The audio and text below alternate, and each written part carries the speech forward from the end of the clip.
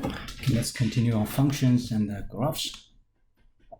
So this section 1.4, we're going to talk about the essential definition of the function and a lot of related topics like domain range of the function, and also different quotients or different applications from the function.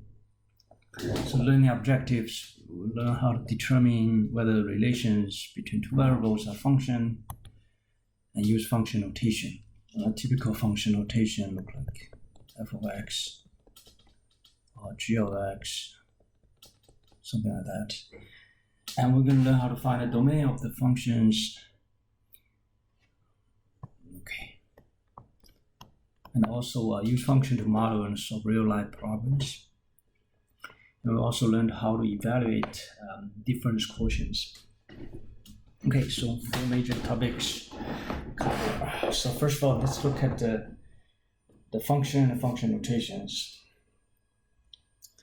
So basically, a lot of everyday scenarios involve two quantities that are related to each other by some intrinsic connections or some rules of correspondence. So mathematical term for such a rule of correspondence is called relation. You can also call that intrinsic connection between two quantities.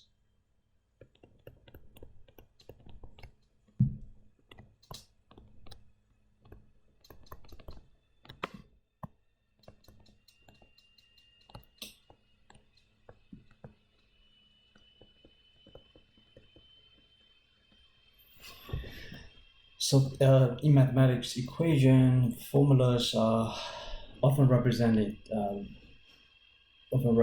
relations. For example, let's say you want to calculate a simple interest I, earn on $1,000 for 1 year.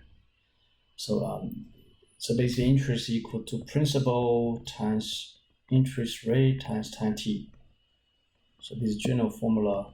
So principal here is $1,000. Plug in that. Interest rates are, we don't know that. We know time t is 1 year, so times 1. So this I becomes 1,000 R. Okay, so right here, there's an intrinsic connection between the interest earned and also the interest rate. So interest earned depends on the interest rate. Okay. And that's exactly, so basically one interest rate here will create one unique interest earned. So for example, let's say interest equal 5%. The interest earned will be $50. 5% times 1,000, that's $50. Okay, so one interest rate create one outcome. So also, if interest rate is 6%, the interest earned will be 6% times 1,000. That turned out to be $60. Okay. So one interest rate creates or produces one outcome. In this case, is interest earned. Okay. So if each item from one set corresponds with exactly one item from a different set, it's a function. So you can say that so basically one value from the independent variable create only one value in a dependent variable. That's also called a function. So a function f from set A to set B is a relation that assigns each element x in set A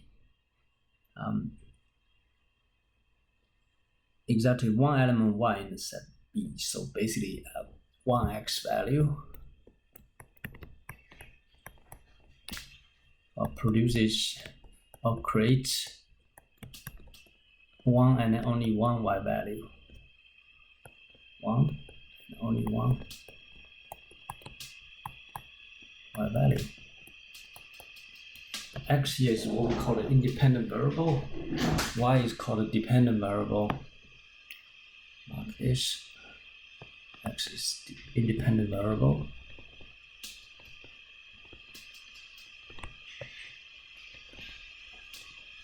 And the y is what we call a dependent variable. Y depends on x. And that's where the name comes from.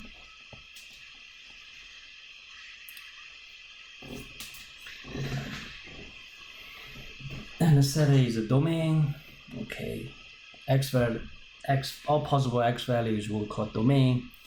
All possible y values what we call the range. Okay. Inputs, outputs. Input is the same thing as x value. Output is what we call the y value. Okay. To help understand the definition, let's look at the function below and relates the time of the day to the temperature. So here, this is rectangle box. Within that rectangle box, we have 1 p.m. with a temperature 9 Celsius and 2 p.m. with a temperature of 13 Celsius. So each time has a corresponding temperature. And then we call this set A the domain. Input 1, 2, 3, 4, 5, 6. That's all possible x values.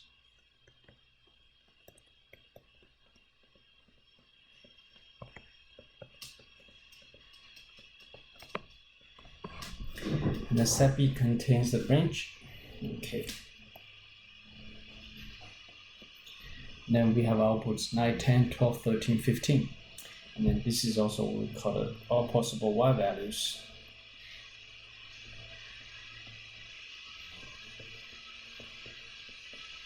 And notice that one x value, one particular time of the day produces one and only one y value. In this case, it's the temperature. So it's one-to-one relationship. It's one-to-one relation. That's why it's a function, one-to-one relation. And then, as you can see, at 3 p.m. and 4 p.m., the temperature turned to be the same. It doesn't violate one-to-one relation principle, because at 3 p.m. creates a temperature, it corresponds with temperature 15 Celsius. 4 p.m. also corresponds with temperature 15 Celsius. That's okay. This is still a function. And if you look at a phone order pair, let's look at one x value creates one y value. Same thing here, same thing here. You see, all these x value only creates one y value. So this is a function. And all the possible x values, in this case, x. Okay, so it's 1, 2, 3, 4, 5, and 6. Right. All the possible y values is 9, 13, 15, 12, and 10. Okay, and then 3 and 4, you see, corresponds with the same temperature, 15 Celsius. So that's what we're talking about earlier. You see. Okay. And this is the set notation. See, order pairs, also call this set notation. You look at it from different perspective, of different arrangement. And characteristic function from set A to set B, and each element in A must be matched with the element in B. Okay. Only one element in B. And some elements in B may not be matched with any element in A. That's also possible. And 2 or more elements in A may be matched with the same element in B. Like at 3 p.m. and 4 p.m. have the same temperature. And that's what we're talking about here. And an element in A, in the domain, cannot be matched with the 2 different elements in B, meaning one x value cannot produce two different elements in B. So only produce one and only one element in B. And four common ways to represent function is we can say verbally by sentence describe how the input variable is related to the output variable. We can say x variable is related to y variable. Y variable is most common notation used to representing the independent variable and the dependent variable. We can also say that numerically by table or order pair. Those are common means to representing the function.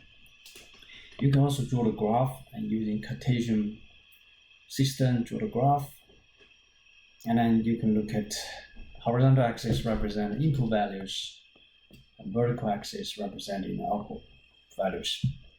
You can do it algebraically by equation with two variables. Okay, and four common ways to represent a function. To determine whether a function is a relation is a function. So relation is more general.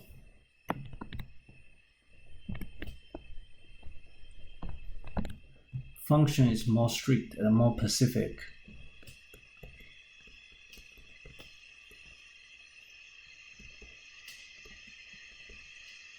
Okay. So function is more rigor. You can also say that. So the key thing is yx value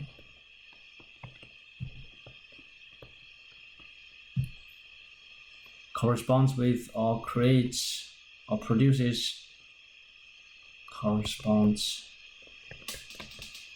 with one and only one y value.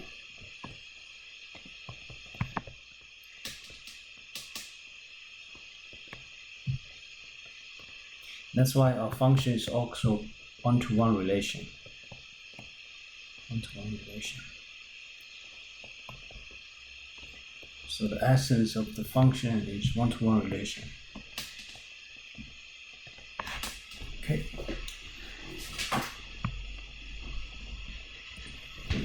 Well, now let's take a look at the following examples. If they are function, whether the relation representing y as a function of x. So the input value x. Input value x is the number of representatives on the state, and the output value y is the number of senators. You know that each state have different number of representatives, but each state should only have 2 senators. As you can see, all these different x values will correspond with the same y values, but it doesn't violate the principle of the function.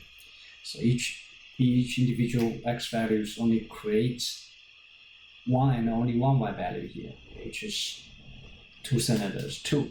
Okay, so part A is a function. It follows one-to-one relation principle. Okay. Part B, as you can see, we have two different x values, 2, 3, 4, 5. And one x value here actually produces 2 y values. So x value 2 creates 10 and then 11, or corresponds with 10 and 11. So in this case, it violates one-to-one relation, so this is not a function.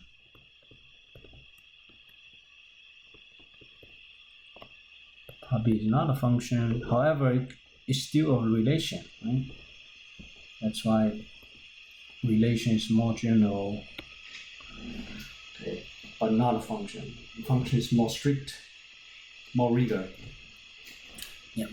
So part C, as you can see, each x value here only have one y value.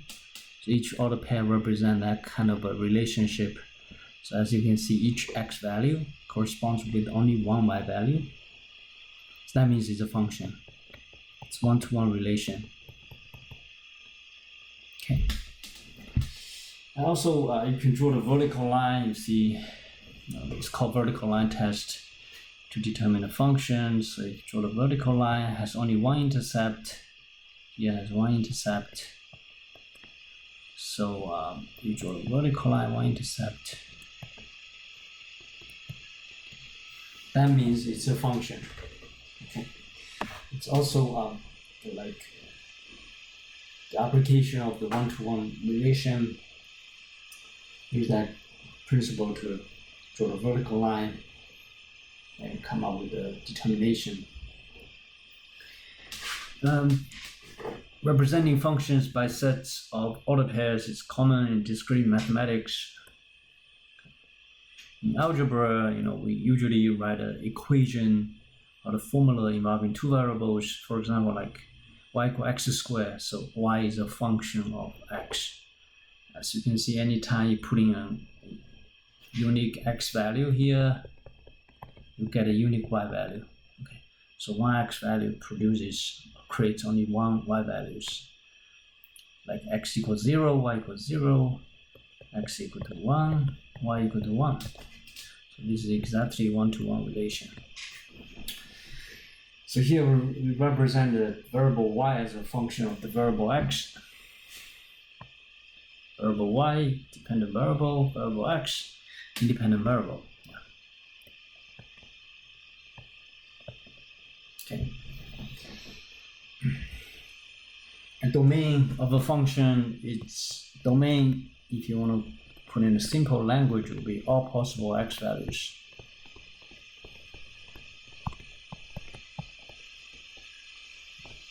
Range, put in simple language, it will be all possible y values.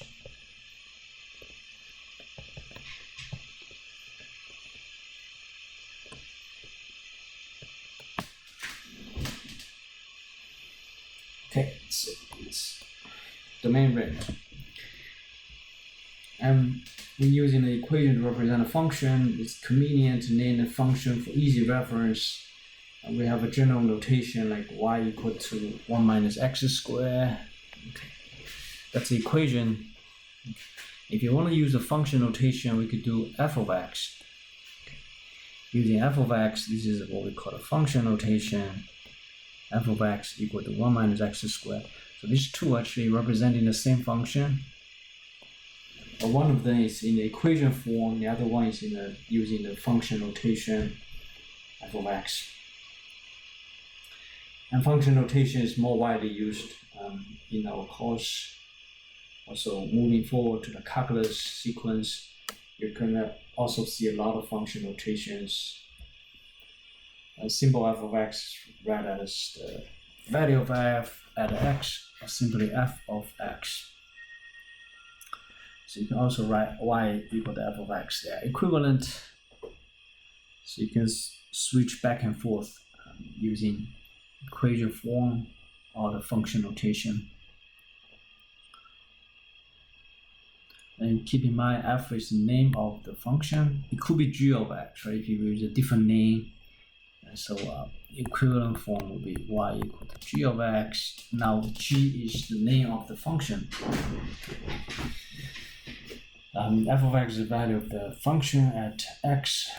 That's essence of the function notation. So for instance, the function f of x equals 3 minus 2x. If you want to find the different values at -1, 0, and 1, we could do a direct substitution and then find all those values. We can quickly do it here. F of x equals 3 minus 2x. First one, x equals -1, so we're looking at f of -1. So replace x with -1. Minus 2 times -1. And simplify. You get 3, 2 negative 10 to the positive. 2 times 1 is 2. 5. Okay. F of 0, again, x becomes 0, 3 minus 2 times 0, so 3 minus 0 becomes 3. And f of 2, so 3 minus 2 times 2, 3 minus 4, which is -1. And then if you want to put into the order pair, you can do that. So order pair in this case will be first order pair is -1, 5, second order pair is 0, 3, third order pair is 2, negative 1. And the order pairs are the foundation. We try to graph the function later on. Keep that in mind. Although f is often used as a convenient function name, but typically you can write a function using different variables. For example, f of x equals x squared minus 4x plus 7.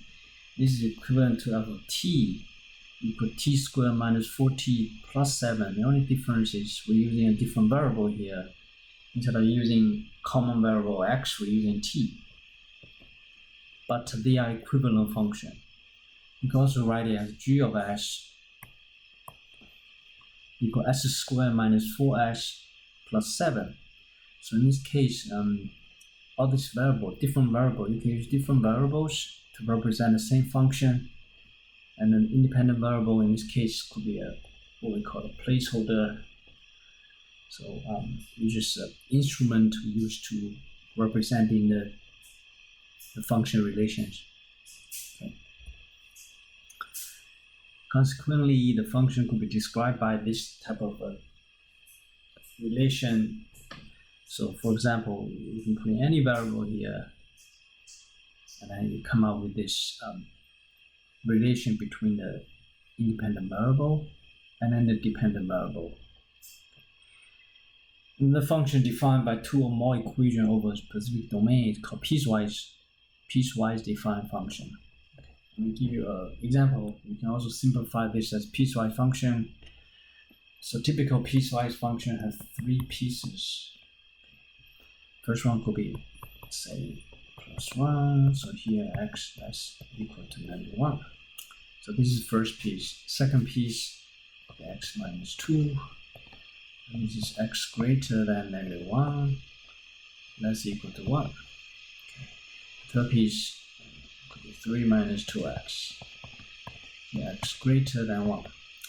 As you can see, with these 3 different pieces of a function, each one have a different domain. So this is one of the most important thing here is each piece has different domain. Alright, and then the function is defined within each particular piece of domain. That's how you separate different pieces of the function.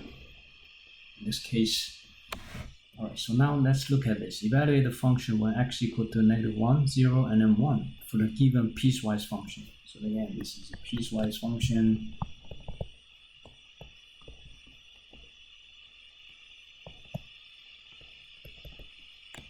Now we look at all these different values, and first of all, I'm going to match each x values. So a when x equal to negative 1. Negative 1 belongs to the first domain. Excellent. Negative 1 is less than 0. So meaning in order to find the y value here, we need to plug into the first piece. We get f negative 1. That's negative 1 squared adding 1. So whenever you see x value becomes negative 1. Negative 1 squared is 1 plus 1 gives us 2. Okay. Second one, and when x equal to 0, again, 0 belongs to the second piece. 0 belongs here, right? X is greater equal to 0, 0 is greater equal to 0. So f of 0 equals to the second piece. So 0 minus 1 gives us negative 1. Then again, third one, x equal to 1. 1 is greater equal to 0, so 1 goes here. So that means we're going to plug the x value into the second piece. So f of 1 give us 1 minus 1, that's 0. And that's how we determine the y value for the piecewise function. You got to pay attention to the domain and match with the corresponding domain and find the proper y values here. Okay. And the domain of a function, domain means all possible x values.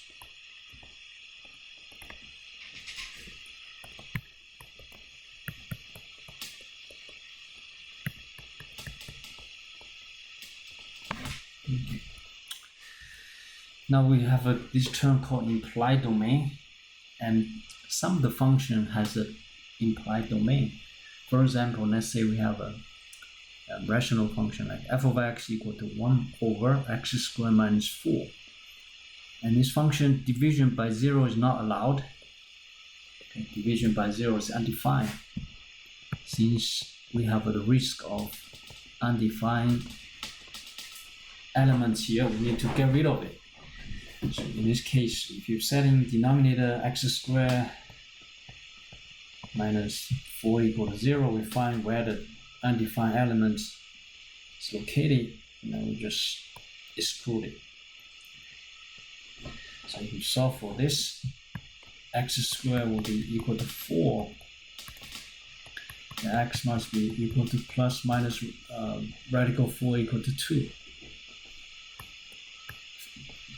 That means the implied domain here should be all real numbers except plus minus 2. All real numbers except plus minus 2. That will be the domain here.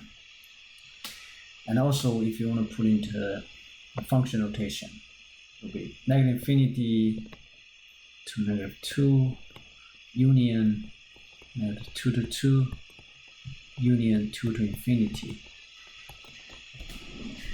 So it's all real numbers except plus minus 2. Also, another common type of implied domain for the even root. Avoid even root of negative numbers.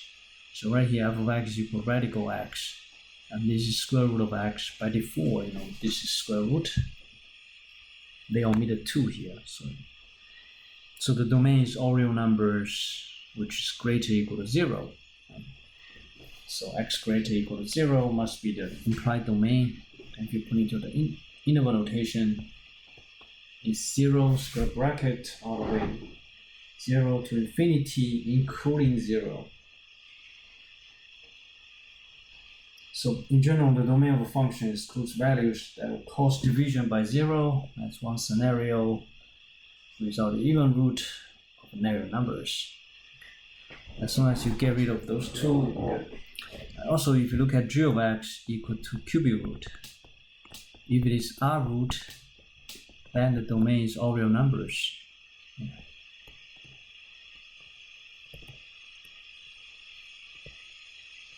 So for all the r roots, there is no restriction on the domain.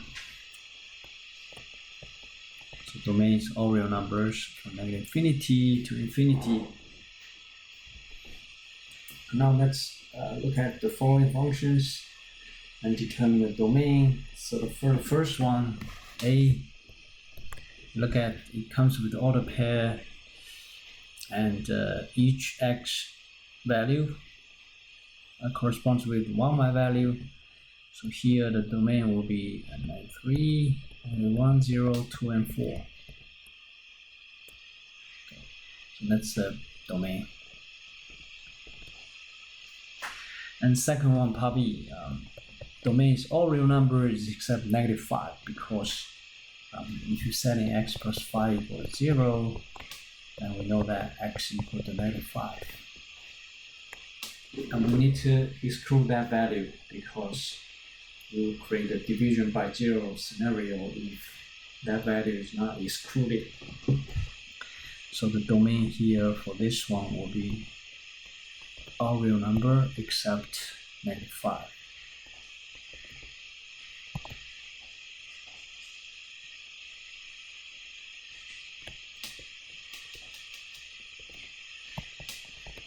And if you want to put in the interval notation, it will be negative infinity to negative 5, union negative 5 to infinity.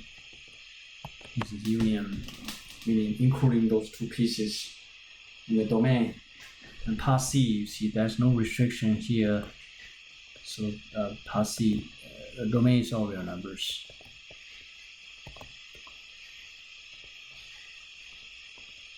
Or negative infinity to infinity.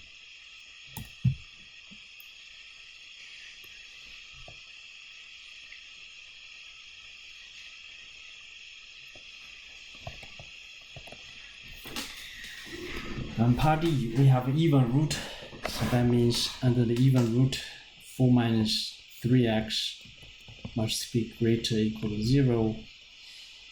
And we could do this subtracting 4 from both sides of the equation. So get minus 3x greater or equal to -4. Now we divide both sides of the equation by -3.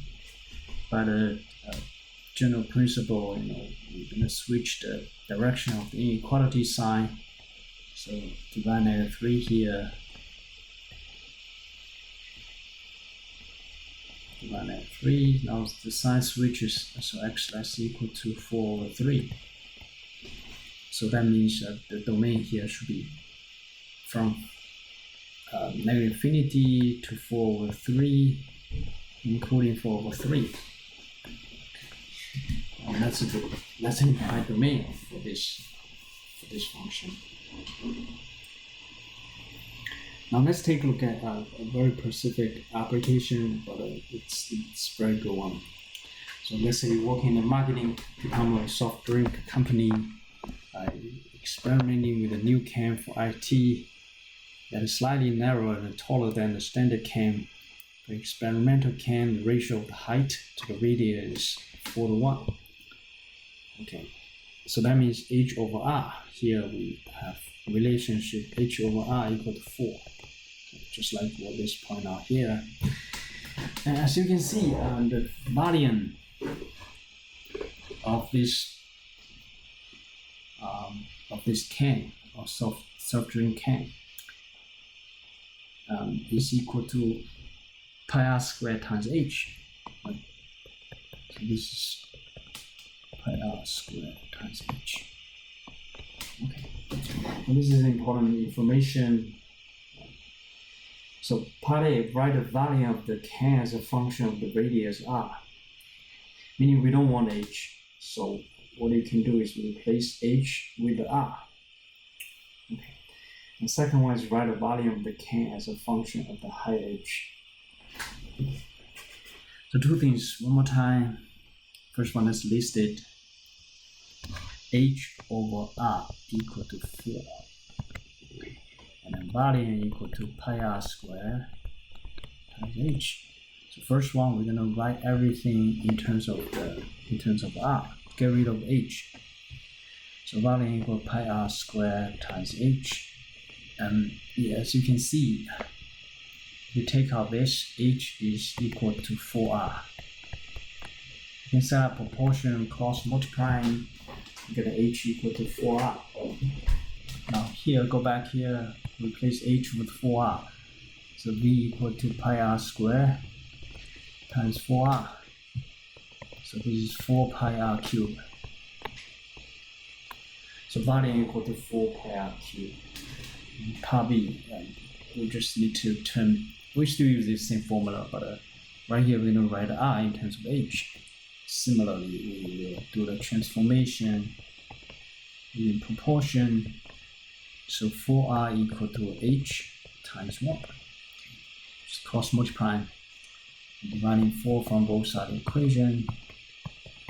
R equal to h over 4. Now again, we're taking the volume formula, pi r squared times h. Now we're going to replace r with h over 4. So it's pi times h over 4 squared times h. So it becomes pi times h squared over 4 times h. H squared times h is h cubed. We get a pi h cubed over 4. So now we get rid of the variable r, leaving the h by itself. And that's a requirement for each one of this. So by pi h cubed over 4. So if you know the measurement of the h or r, you can skip the other one. Right? You can just go directly to each formula and then calculate the volume for the soft drink can. Now the last topic we're going to mention here is difference quotient. And difference quotient is a building block for the calculus one. all the calculus sequence, because we're using limit definition of the derivative to define the derivative. So use the calculus heavily. Okay. So one of the basic definition calculus employs the ratio f of x plus h minus f of x over h. Here h cannot be 0. If h is 0, then we have division by 0, undefined. And this ratio is called the difference quotient. Okay, difference quotient. Now, for example, let's say we have f of x equal x squared minus 4x plus 7. We want to find out difference quotient. So in the difference quotient formula, we already have f of x. And the only thing we don't know is what is f of x plus h. Okay, so let's do the prep work, get to that. So now instead of using the variable x, we're using a different variable, which is x plus h. So whenever you see x, x becomes x plus h. Okay. X becomes x plus h, x becomes x plus h, and then adding 7. Now we're going to expand it.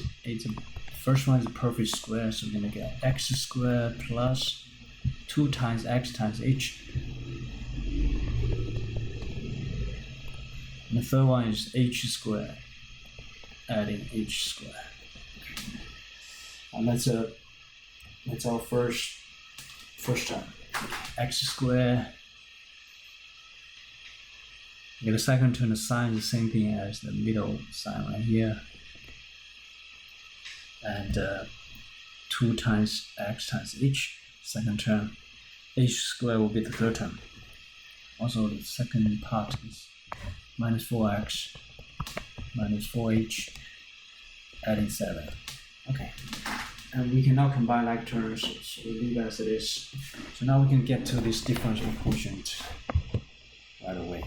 F of x plus h minus f of x over h. So now I'll bring down all the terms for f of x plus h. So we get x squared plus 2hx plus h squared minus 4x minus 4h, adding 7.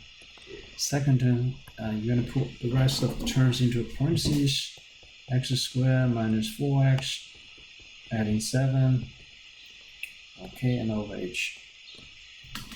Now expand it, we'll be able to cancel multiple terms here. So x squared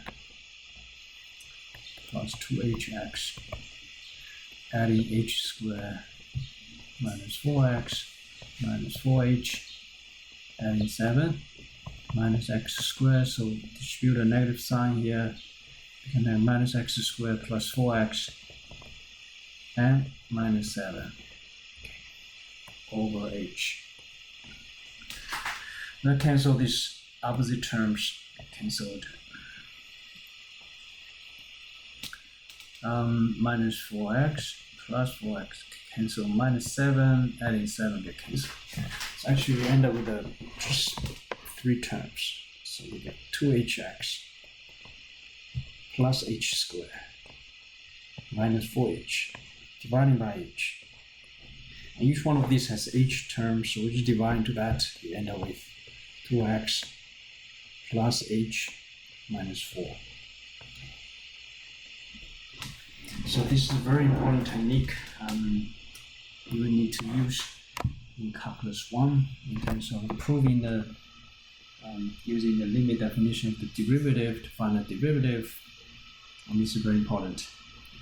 Okay, so we basically just use function notation and do some algebraic simplification. We get to the result of difference quotient. Okay. Now, a quick summary of what we learned so far for the function terminology. We actually talk about function is one-to-one relation between the dependent variable and an independent variable. And we usually use notation either y or f of x. F of x is the function notation. F is the name of a function. Y is what we call a dependent variable. X is the independent variable. F of x is the value of the function at x. Okay. And the domain is all possible x values. Range is all possible y values. We also have implied domain. We talk about that in detail. And that is pretty much we talk about in this section.